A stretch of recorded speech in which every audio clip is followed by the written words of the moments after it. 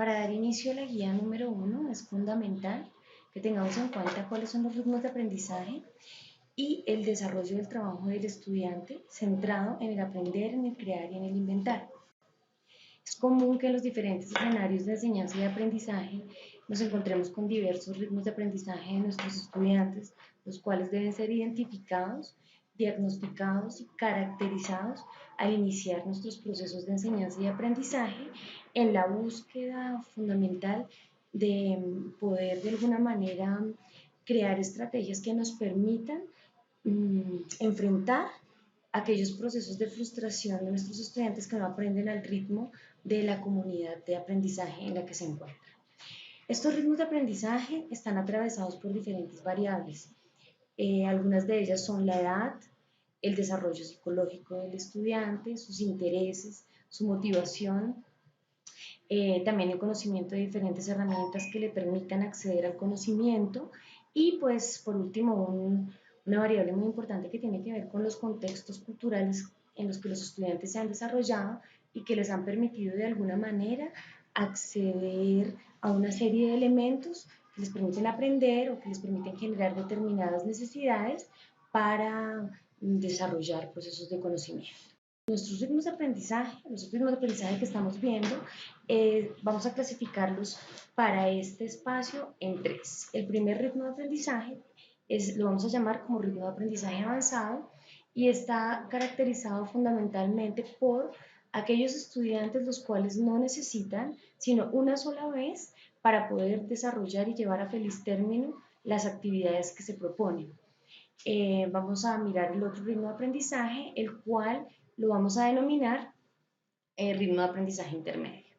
En este ritmo de aprendizaje, algunos estudiantes necesitan mayor tiempo para poder desarrollar las actividades planteadas en nuestras clases, necesitan también profundizar en operaciones mentales asociadas al análisis, diferenciación, jerarquización y comprobación de procedimientos. Este tipo de aprendizaje en estudiantes necesita una mayor atención por parte del tutor y ampliación de la información también. El profesor necesita acompañarle para poder llevar a feliz término sus actividades de una manera más cercana. La última clasificación de los ritmos de aprendizaje la vamos a llamar ritmo de aprendizaje gradual. Se encuentra asociado a estudiantes que necesitan mayor tiempo para poder finalizar las actividades que se plantean en las clases, necesitan de sus tutores varias explicaciones sobre la realización de determinados procedimientos. Esta situación puede variar dependiendo de la lógica disciplinar de cada una de las asignaturas y, sin embargo, este ritmo de aprendizaje nos implica un mayor reto como docentes, porque necesitaría que estemos pensando en diferentes caminos, en orientarle diferentes caminos al estudiante para que pueda superar las dificultades de la construcción del conocimiento. Por tanto, se propone que el docente, el tutor, el acompañante logre pensarse sus diversos caminos respecto a la potenciación de las habilidades del estudiante en el marco de recordar, comprender, aplicar, analizar, evaluar y crear.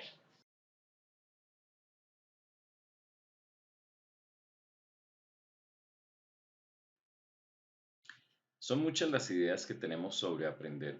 En esta gráfica, en este cuadro, queremos resumir esas ideas y clasificarlas de dos maneras. Si son acciones pasivas o acciones activas respecto al aprender y a su vez si son unas acciones, digámoslo así, más adecuadas para el tipo de aprendizaje que nos interesa al interior de este módulo y de todo el diplomado.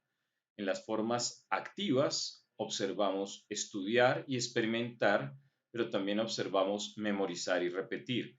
Estudiar y experimentar son dos de las formas activas que estamos interesados en desarrollar, en trabajar desde la experiencia formativa, educativa, docente. Mientras que memorizar y repetir son unas de las formas activas que aun cuando interesantes e importantes, no necesariamente son fundamentales y no necesariamente son las que nos van a llevar a un buen ejercicio de aprendizaje. Por otra parte, tenemos las pasivas de observar, vivir una experiencia que no son interesantes, que no necesariamente nos van a servir para el proceso de aprendizaje, y las formas pasivas de entender y saber que sí son importantes, son fundamentales.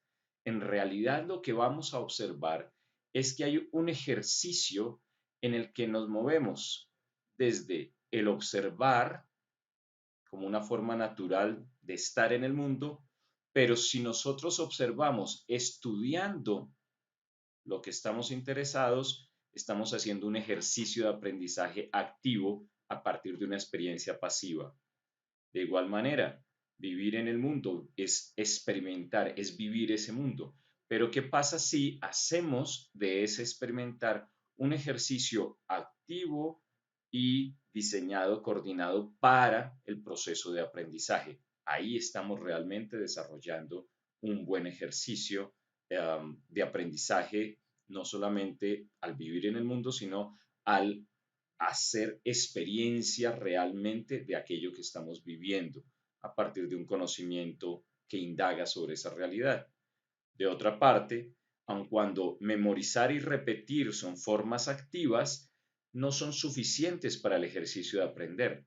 Son fundamentales y necesarias es el entender y el saber que aun cuando son formas pasivas, son las que realmente necesitamos para el ejercicio mismo de aprender, de conocer como deseamos al interior de los procesos educativos.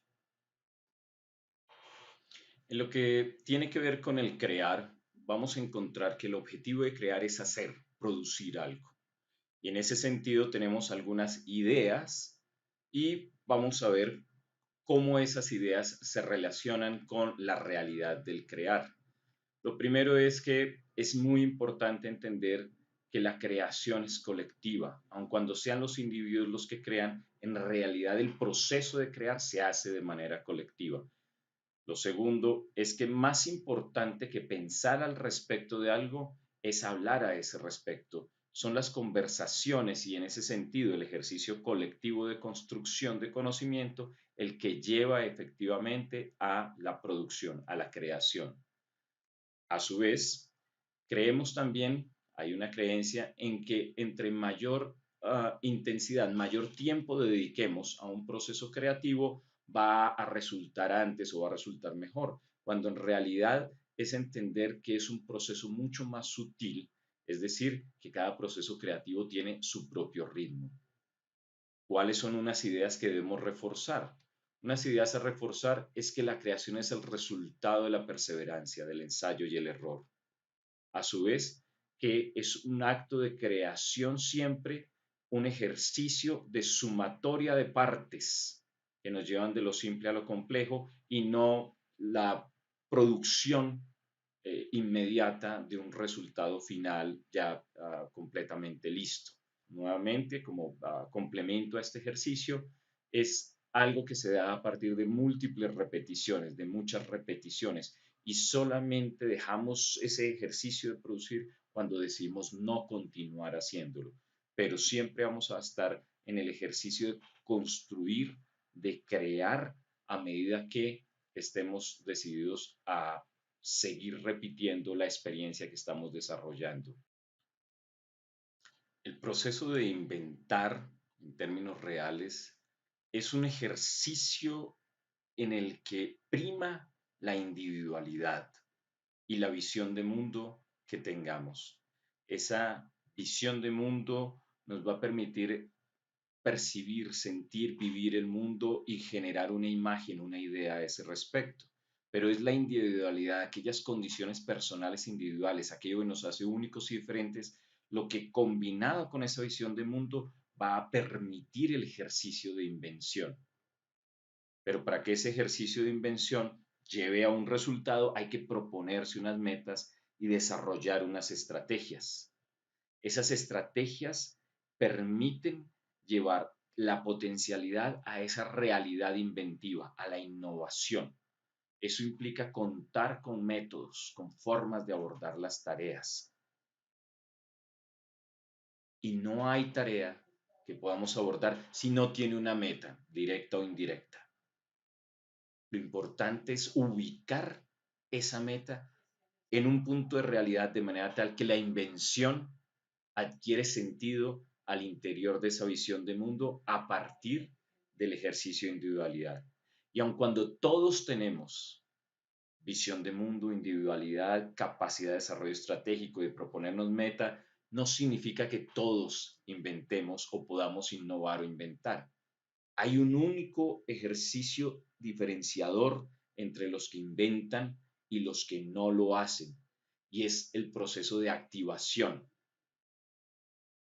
La activación no es algo que específicamente podamos definir para cada sujeto, sino que cada sujeto va a encontrarla. Cada sujeto va a encontrar qué es aquello que es lo que activa. Y lo único que sabemos es que esa activación se da es al momento en el que se hace el proceso, el ejercicio de trabajar con los materiales del mundo a partir de nuestras individualidades y en algún momento se active ese proceso de invención. Algunos lo han definido en realidad como el momento en el que vemos con una luz diferente objetos comunes, pero que vistos bajo esa luz adquieren un brillo, adquieren un cambio, adquieren una significación diferente que permite desarrollar la invención.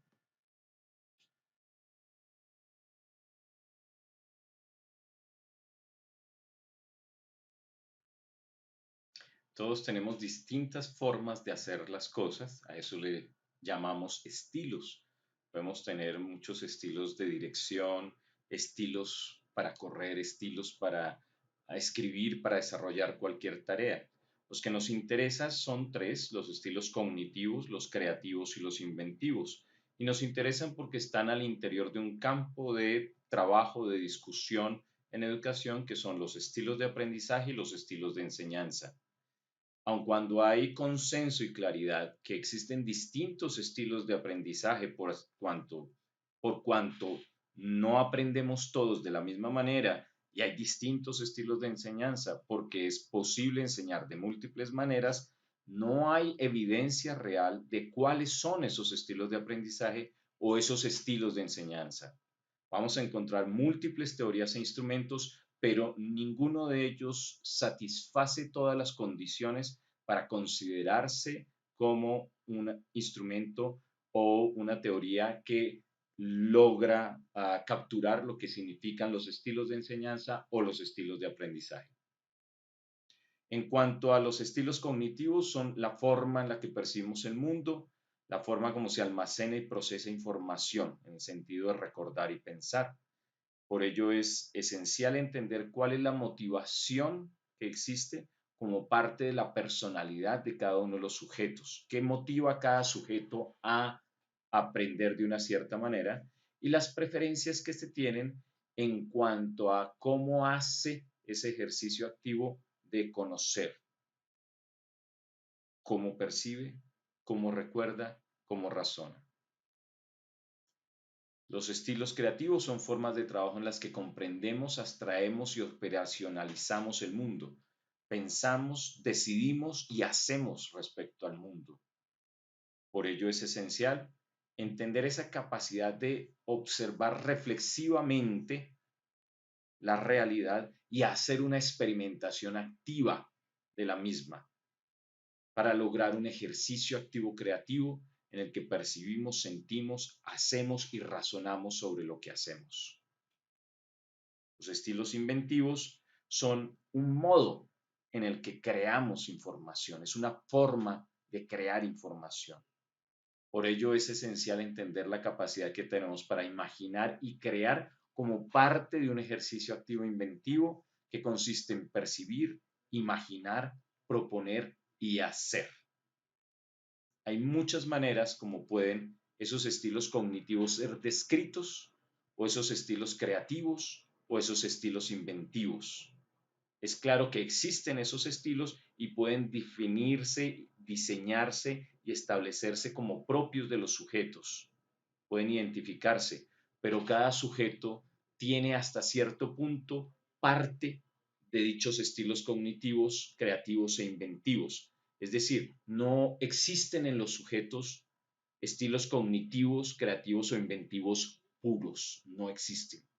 Siempre son mixtos, son formas en los que lo que encontramos o buscamos es aquello que predomina, predomina, pero no es lo único que tiene cada sujeto y no significa en ese sentido que si predomina es la forma como siempre hace algo, no, es aquel que predomina para la mayor parte de las veces que hace algo en el proceso de aprender, en el proceso de crear o en el proceso de inventar.